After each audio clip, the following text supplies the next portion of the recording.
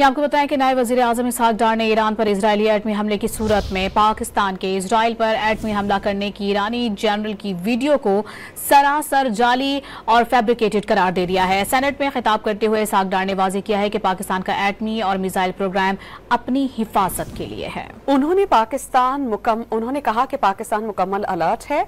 भारत दोबारा कोई मुहिमजोई करेगा तो पहले की तरह जवाब मिलेगा।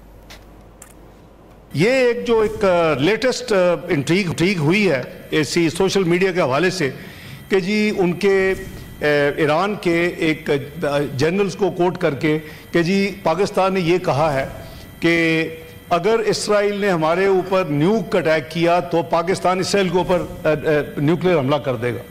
ये इतनी गैर जिम्मेदाराना और इतनी झूठी खबर है और वो सोशल मीडिया में चलती चलती अभी मुझे थोड़ी देर पहले पता चला कि डेली मेल ने पिक कर लिया इंग्लैंड में।